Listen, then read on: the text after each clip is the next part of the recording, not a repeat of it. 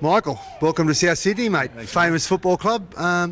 Obviously, 71, we won our last premiership. There's a lot of expectation. How do you deal with the expectation for our great club? Well, look to use it, to be honest. I think, as you said, it's a lot of history behind South, and it's something that we want to really use and build on. Obviously it's been a while since they've had the success, but I know this group of players, they're working extremely hard at the moment to try and build and try and add to that history.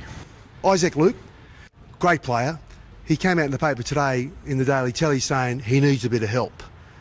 Great player, Isaac, and I'm interested to see your view on that.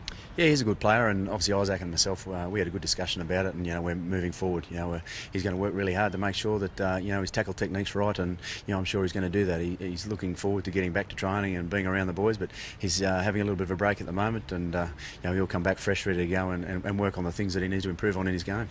In terms of a coach, Michael, what do you stand for? What are your basic principles? I'm really interested in your bottom line in terms of that. Pretty basic, really, as you said.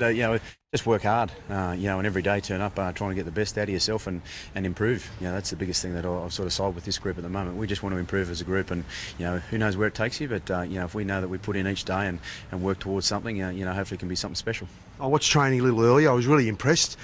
A lot of discipline, a lot of hard work. We're going to have a fit football team. Oh, that's the idea of the pre-season. Every team's running around trying to get fit at the moment. So, we're just working at the things that we're trying to improve on. And as a group, I'm learning about the players, and they're learning about my style. And it's starting to come together, which is a real positive for us. And we've got a long way to go, but we can see that we're working hard towards everything that we're doing.